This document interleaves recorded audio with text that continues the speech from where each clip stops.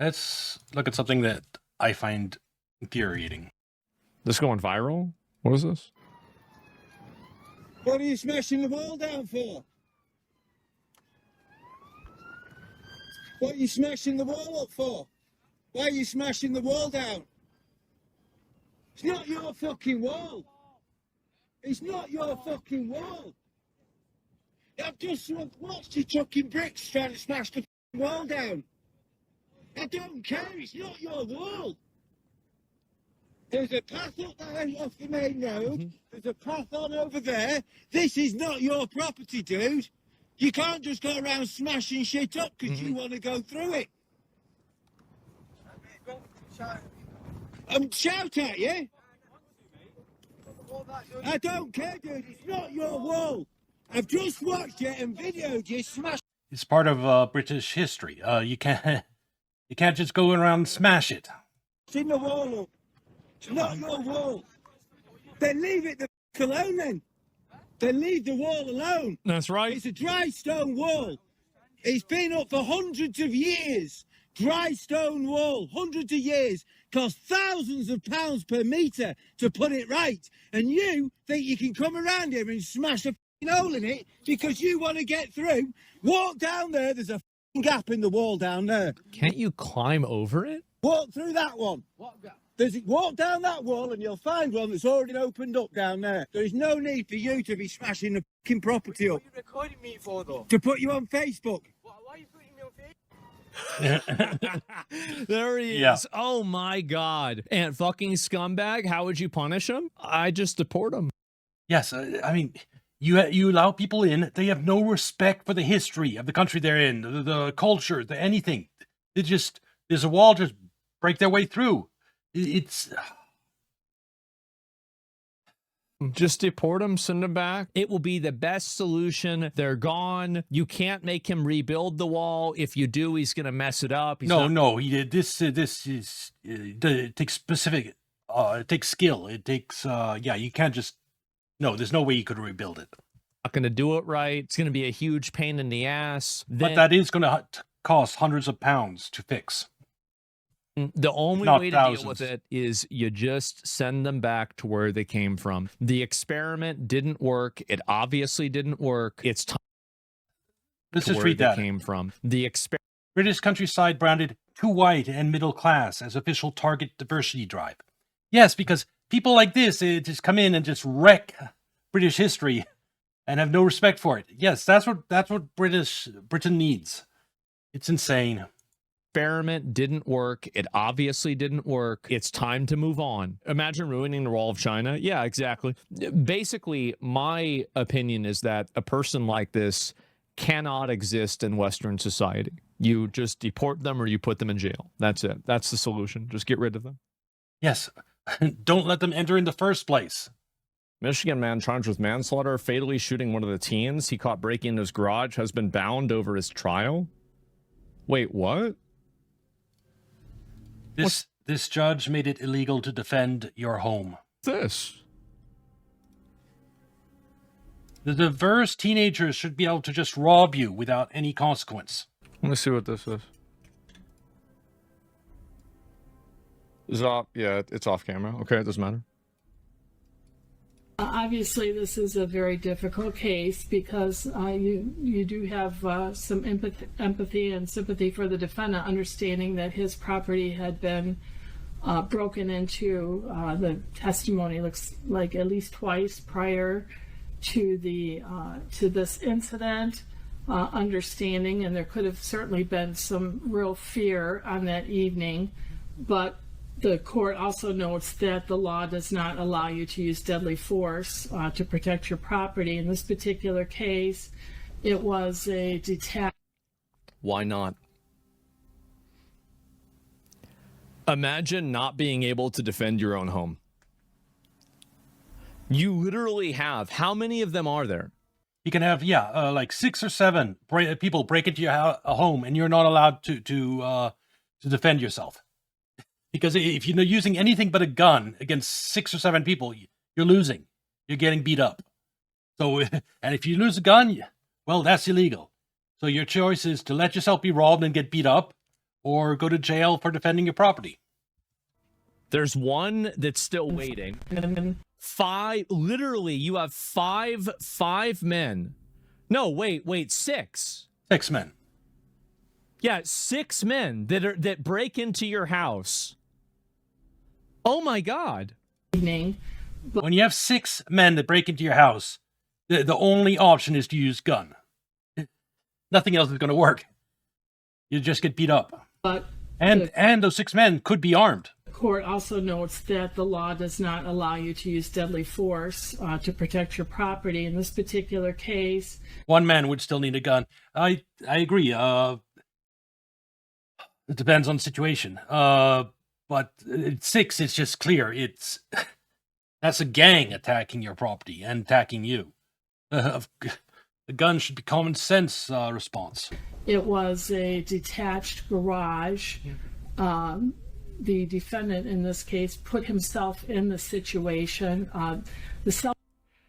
He put himself in the situation. This guy Yes, he invited these 6 people to rob him. has his home invaded by 6 grown men, and oh my God.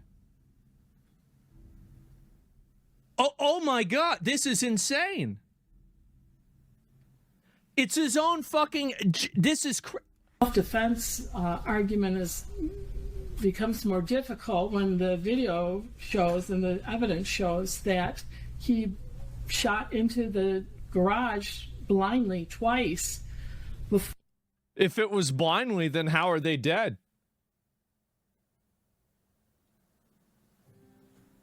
For any of the people, the burglars or the people. This right here is the biggest threat to America. No, we can't do that. Someone should release her address and tell local criminal gangs she doesn't believe in self-defense or guns. No, because she lives in a gated community that has a security guard, and even if she doesn't believe it, her neighbors believe in it, and the security guard that protects their entire community believes in it, and so she can have the luxury of that belief that, people around her protect her with guns. It is. This is the biggest and most profound and extreme and insidious threat. And look at how happy she is. She's going to punish a white man for killing a diverse youth. To America. This is it right here. Inside exited. The video, the evidence, that being the video, clearly shows that he was shooting at the people who were inside in the garage, the people who were attempting to burgle the garage. He was shooting at them as they were running away. Yeah, it's too bad he didn't kill more of them. So that, in and of itself, is certainly probable cause to show that he did intend great bodily harm. Good. Yeah, honestly, good. That's the yes. point. What happened to America? I don't know, guys. I don't know what the hell is going on. Meanwhile, in Florida, I think that if somebody breaks into your house, you should be able to kill them. Full stop. Period. No exceptions. That's it. It's that simple. So, presidential pardon? Yeah, we give this guy a presidential pardon, something like that. Like, you gotta get him out of this situation. In the house, in the driveway?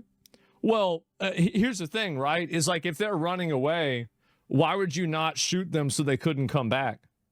Because you don't know at that point why they're in your house. And they've broken in 2 times in the past, apparently. Like, this person could want to cause you bodily harm because they don't like you for some reason. They might want to hurt you. They might try to get revenge. And if you're not allowed to protect your property, you won't own anything. They'll take everything from you. On you later on. So the only proper... he said, judge said it was broken in 2 times in the past, and so she was saying that's one factor she was considering. So, yes, this was the 3rd time they'd come here. Moral decision is to shoot them. This is the only good decision to make, is to shoot them. That's what you should do every single time. And it would be a lot less robbers if that was, if you go into a house, you're going to get shot. Stupid Karens. Why do judges protect criminals? Because we allow them to. The judges protect the criminals because we protect the judges. And that's the mistake.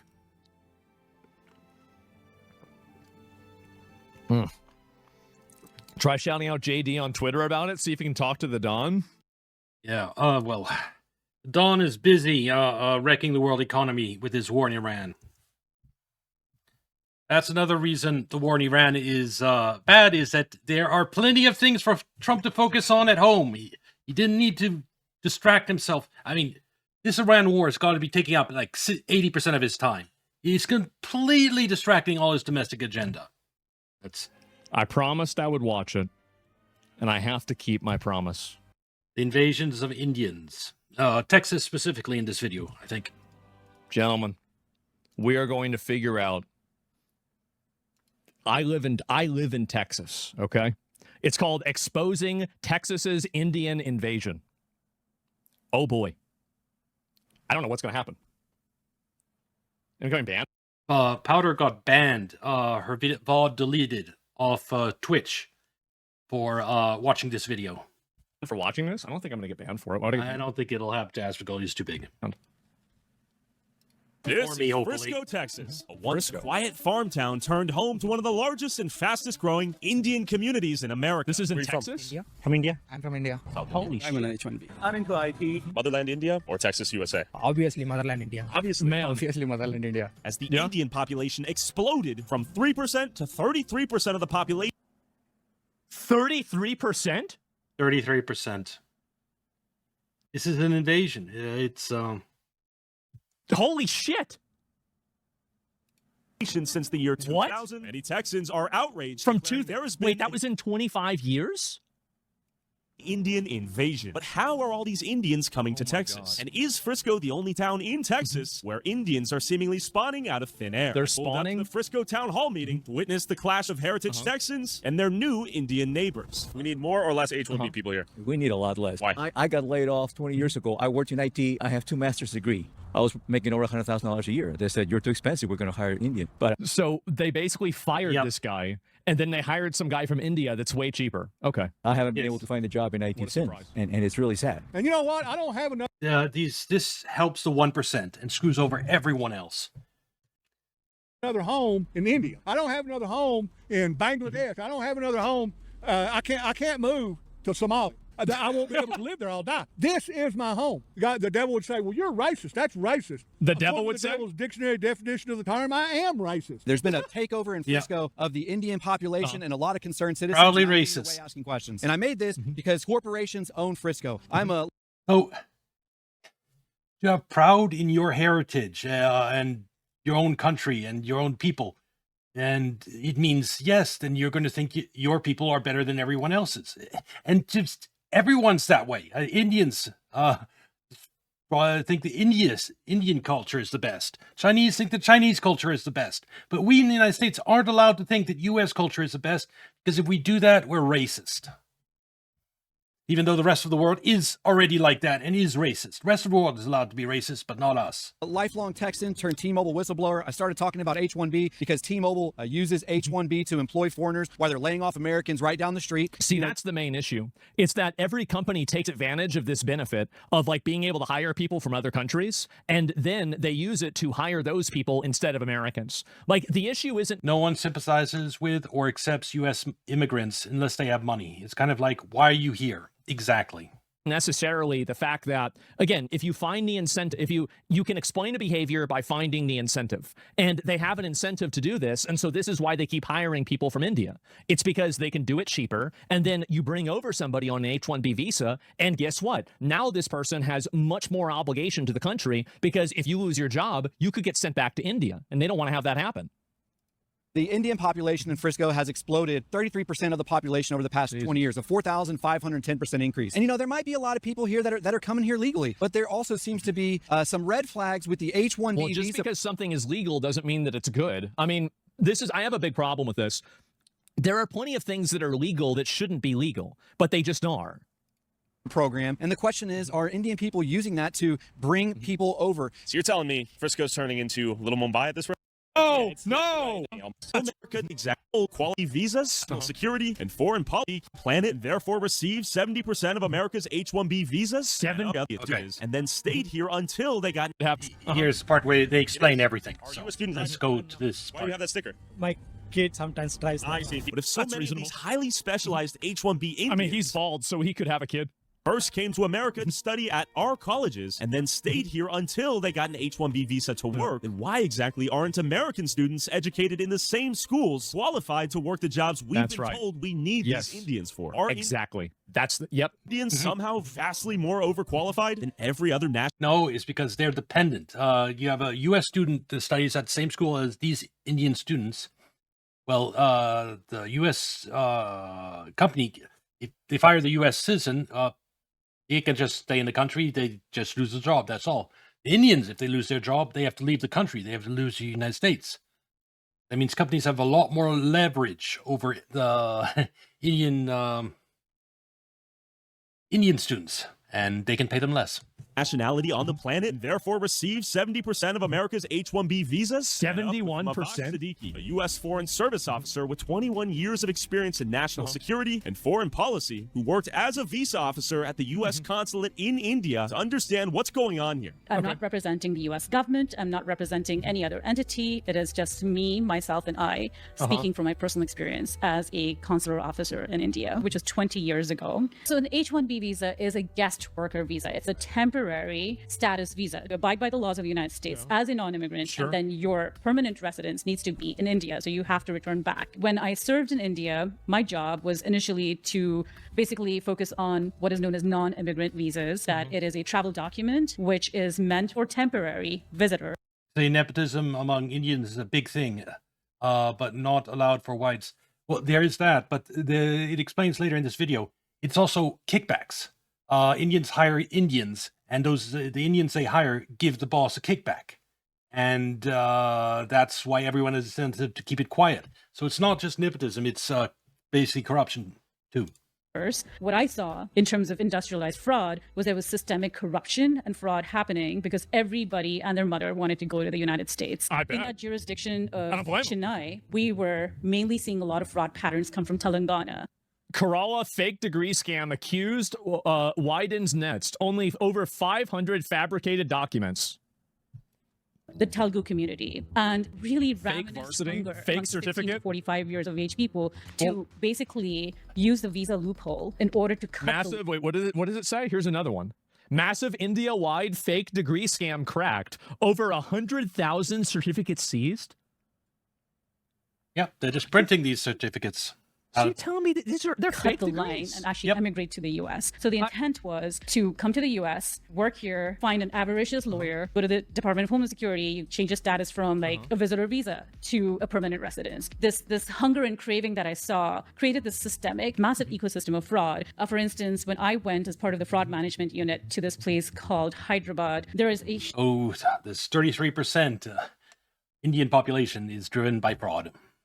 Fraud is enabling it. huge back industry called Amirpet. There's a visa industry where you have storefronts after storefronts focused on. What does it say?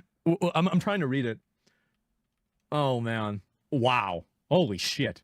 Basically creating fraudulent documents. A lot of F1 students, I'll give you an example. You know, there were 400 of them and they all had the same bank documents, but they had the guts to present these documents, which basically were So 400 of them use the exact same documents.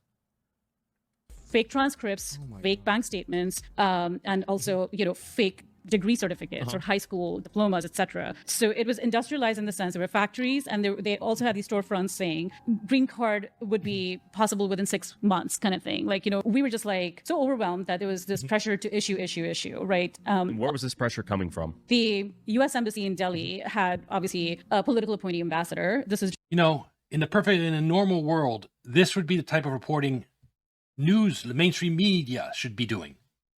It's not YouTuber who should be doing this. If we had a functioning media, it would be CNN, New York Times that would be doing this. There's nothing preventing them from doing this. during the It's George even more W. vague. Bush Give you an days. example. And then we had Jesus. obviously the consul general, but there were politicians who were pressuring, whether from the South India arena or from Delhi itself, saying you need to issue visas in order to make a better, stronger bilateral relationship happen. Even if that individual is not qualified, at one point we had this ludicrous pressure to say if that person is not a terrorist, go ahead and issue thing. And so if they're not a terrorist, we started. If they're not a confirmed terrorist, if there's a suspicions, maybe then yes, do. The system in Chennai to revoke H-1B visas where we saw a lot of fraud happen. The United States spits out 150,000 people a year. Amongst 800,000 students, you have 100,000 who've gone through this rigorous computer science coursework, and then they're told they don't have an opportunity to work in our industry. But then you have these Indian H-1Bs come in with just a Microsoft certification. Some even had the guts to present us with graphic designing, which is very different from taking C++ assembly language, SQL, what year is third this? degree calculus. That's very different. So it's just interesting. You stream on Twitch to a one-person audience. That means no viewers. You will get a constant stream of people showing up in chat and talking to you, and then trying to sell you graphic stuff for your stream, for layouts. And I think a good part of that is coming from India. Interesting how we had a very hard time revoking these, because it's not like a simple revocation. It's a bit of a uphill battle for a public servant or a consular officer to revoke those, where the burden of proof falls on me. After a long, grueling day of interviewing 200 people, you have a stack of... How are there not accreditation whitelists? I don't understand this. Shouldn't you know whether it's fake or not? I mean, there's not even a test. And I think this is the other big problem, is that I don't really know how true this is, but a lot of times people accuse the people that are coming from India to come here and then only hire other people from India. And this is, I think, the way that it gets kind of covered up, is that if that's true and they're actually just doing this through nepotism, then that explains the reason why it doesn't get exposed and it doesn't get discovered and fixed. Because in a normal system, this would come out, it would happen, they would be exposed and then removed. So if that's not in a normal system, you have to understand, the normal system, the media is actually supposed to be spearhead taking out this type of fraud. It's like anything, like a huge type of fraud like this, and impacts the people of the United States. The media should come in, investigate, and then the police take over after the media raises awareness. But right now, mainstream media, CNN, whatever, it won't cover this. Never. Any of the big newspapers. And so now we're getting YouTubers that are fulfilling the role that the media should be doing. And that will lead eventually to some prosecutions and to some police stuff. But again, until raising awareness is a way you get a crackdown on this type of stuff. And yes, Nick Shirley is doing well, as Aspergillus is helping it spread, but you really need the evening news to do reporting on this, so that it reaches everyone. And then you get the pressure for the police to actually go out and deal with it. But we don't have a functioning media, so that won't happen.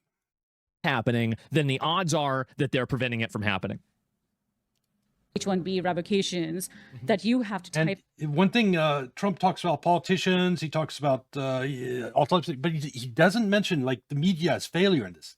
The media is the primary point of failure. Their refusal to cover this is the reason why the police don't investigate it. Up and send to the Department of Homeland Security and say, this is why we suspect fraud, which means, you're providing pictures and documents. Do you remember what I was saying? Her explaining the process about how I said that this is the way that you have malicious compliance inside the federal government, is that they process documents as legitimate instead of fraud, even if they think that they're fraud, because processing a fraudulent document takes 10 times as much time. It will take a while for a generation that is too old to understand this is gone. You mean the boomers who... Yes, I, for example, have an uncle that religiously watched the evening news, and it was terrible. I'd research something online, and then I watched the evening news, and they'd present the opposite of reality. They'd say literally the I still just get triggered just thinking back about it. And if you're being graded, you want to go completely mad. I mean, if you think CNN is bad or the all-time thing, watch the evening news. It is the worst propaganda in America. It is insane.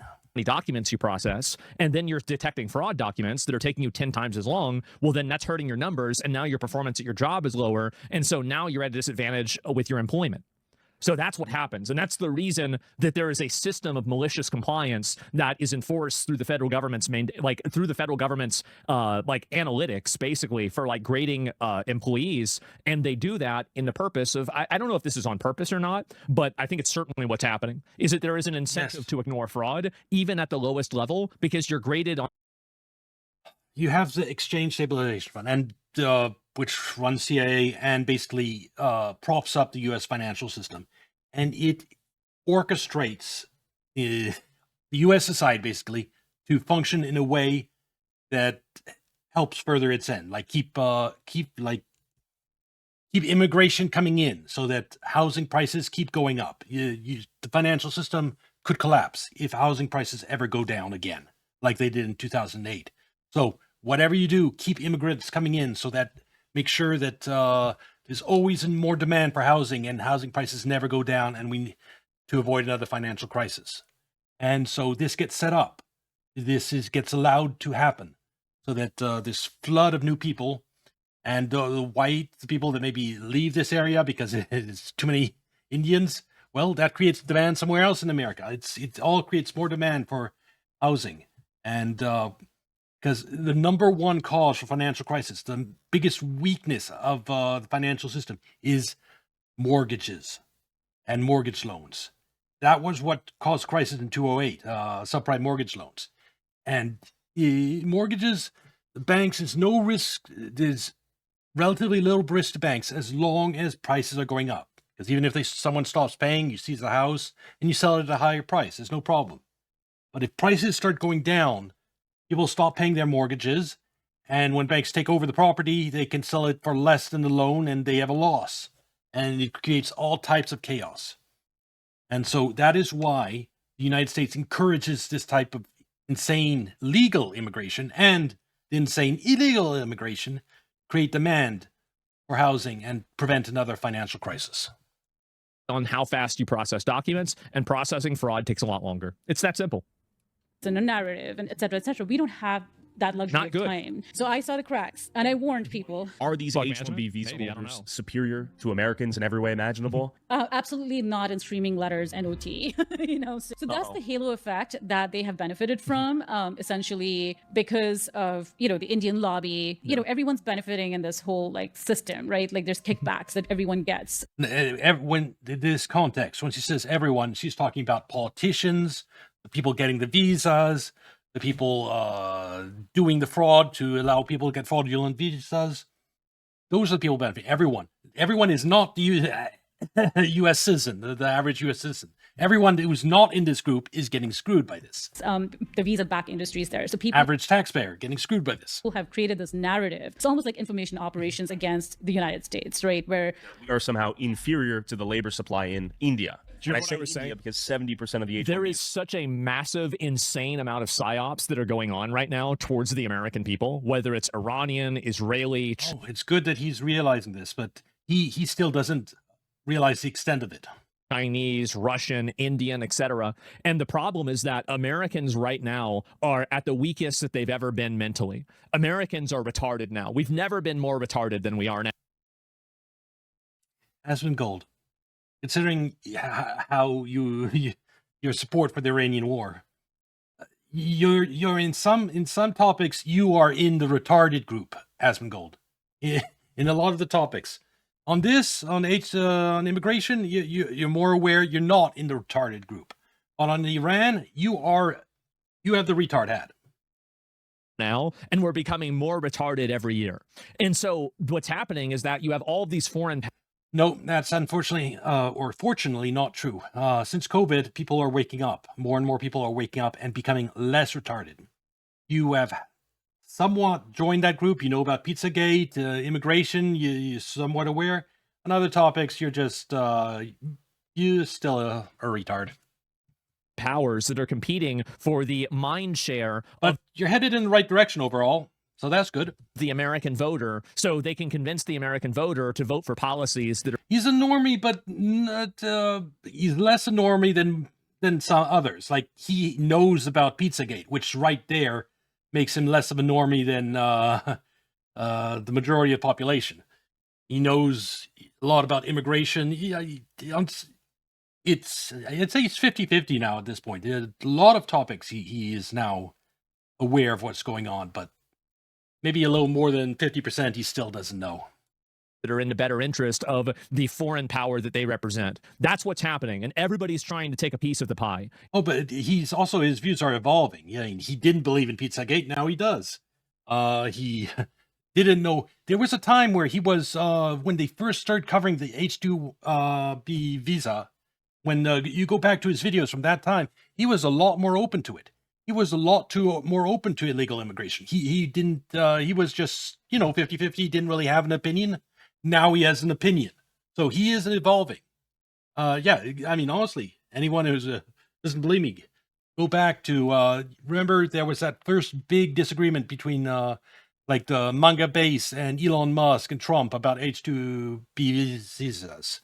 Go back to that period and watch his videos from then. He was mildly against the visas, but not completely. It is so insanely bad. And I don't know why nobody's seeing this. I don't. It makes me so annoyed. Are coming from India. Exactly, right. And there is a visa category that they could leverage called the O1 visa. Where they were indeed those, maybe, I don't know. He acknowledged my comments on that today. Suggestion to him to look into NGOs. He knows about migrants being funneled by NGOs. Yes, it's the NGOs are funneled. This type of mass migration needs to be enabled by groups or organizations. It doesn't just happen naturally. It needs, whether it's a drug trafficking cartel running a human trafficking ring, whether it's NGOs on the other side of the border that helps people get set up, NGOs that help people do the fraud. I mean, we looked at the other day, NGOs that help people claim they're gay so that they can stay in UK legally by claiming it, by pretending they're gay, which is absolutely insane.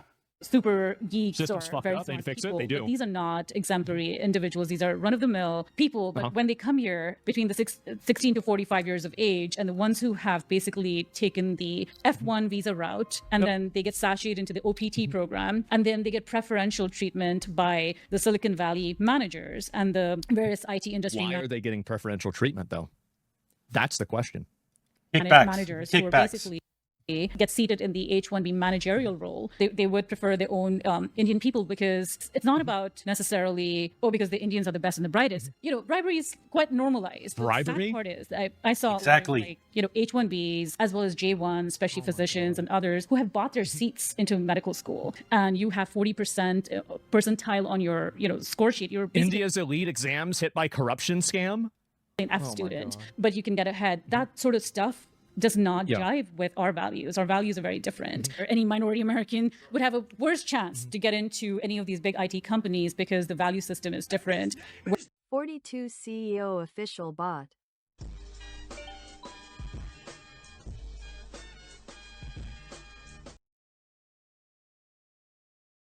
What the hell is this? Verified gay Israel support segment. The stream is a verified safe space for gay men in Israel and their allies. That's weird. I don't even know how to take this comment, so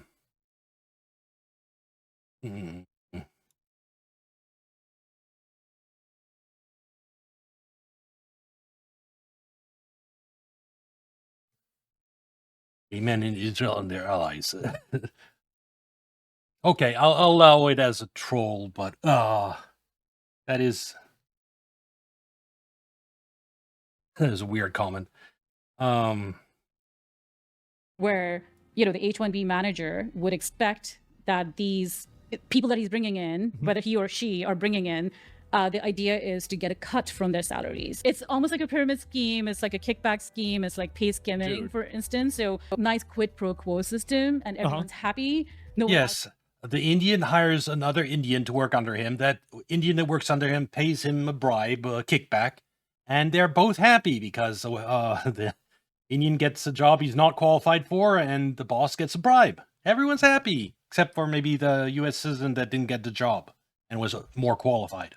What's the other? And that basically So they're basically all in on this, and it's like a mutually beneficial thing, so nobody's ruining this because they're all benefiting from it. Okay, that makes sense. IT manager does know that if he or she gets outed, then this person will lose their job. So it's kind of like an honor among thieves. So today, I don't know what things look like, but I'm aware, from a lot of my colleagues who are currently working that fraud has ballooned. So then you have like religious workers being invited on an H-1B. You have accountants being invited on an H-1B. These are not specialized skills. Teachers being invited. Our colleges and universities create these wonderful, best and brightest computer scientists and computer programmers and engineers. After a 4-year college degree, we go through rigorous training. That holistic training that happens in the United States far supersedes what you find amongst the H-1B clout. So it's a lot shorter training then. And out of all the 50,000 plus visa applications, how many of those were legitimate? There were, easily between 70 to 80%. That was my denial rate. And 70 to 80% were fake? Too many. This is the kind of thing that you need to pause in order for you to make a better system in. That is a crazy ratio. 70 to 80%? Or denial rate, not fake? Yeah, but why are they being denied? We created that gold rush. One example of how H-1B Indians are used to suppress American wages all starts with this guy who needs some more cheap labor. To avoid the headache and costs of hiring an American, he outsources the job to an IT staffing company. This IT staffing company claims to have an army of high-skilled H-1Bs to fulfill the contract, all at a cheaper cost. And most of the time, these IT staffing companies will rent an office like the empty ones you're about to see, put that address on their H-1B's employees' paperwork, basically telling the government, don't worry, here's the office where he'll be working. But the reality is the IT staffing company won't use that office for anything and will send the so they're just going to have everybody working from home then.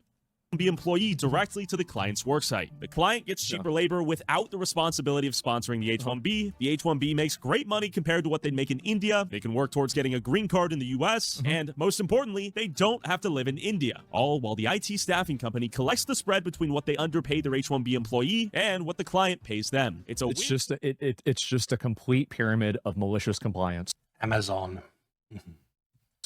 And everybody trying to get a little bit more. Wow. Win-win for everyone. That's crazy. But the American worker. India number one. Now let's go investigate. That is the Indian festival where they throw shit at each other. Do you want that bit of culture brought to the United States? A festival where you throw human feces at each other? I think I would really like that bit of culture, Indian culture, to never make it to the United States, personally. In any case, this is a 2-hour video. I'm not watching all of it, but it is very interesting. But we covered some of the worst of it, and I'll leave a link in the description, and you can go check out the rest of this video. It's worth watching, and it's infuriating, and it's everything that's wrong with this country. Anyway, this will be on YouTube. Like and subscribe. Come watch on Kick or Twitch, and I'll see you in the next video. Bye.